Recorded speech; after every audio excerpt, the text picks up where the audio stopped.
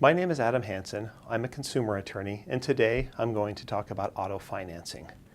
When most people buy a car, they tend to finance the purchase. This happens in one of two ways typically.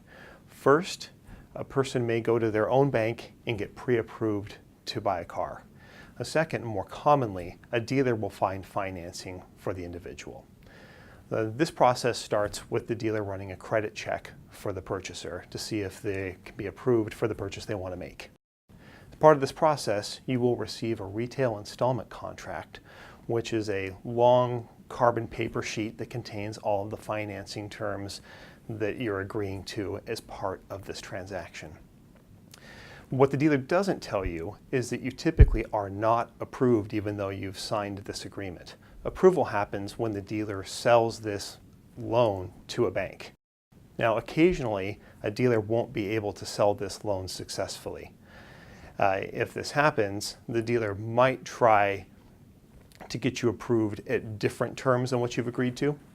Now, if that occurs, you're going to have to come back to the dealership to sign a new contract. This process is sometimes referred to as yo-yo financing. Now, if you are called back to the dealership, just know that you do have specific rights. First, you do not have to sign a new agreement.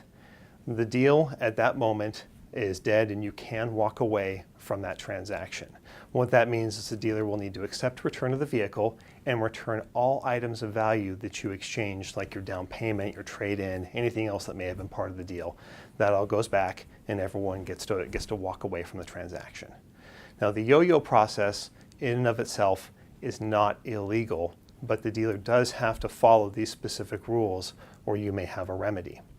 Now, if you want to buy the car and you have been approved at different terms, you can do that, but it's not required and the dealerships don't always make that entirely clear.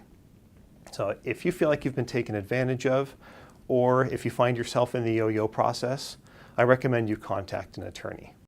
Now, for more legal information, please visit the Oregon State Bar website.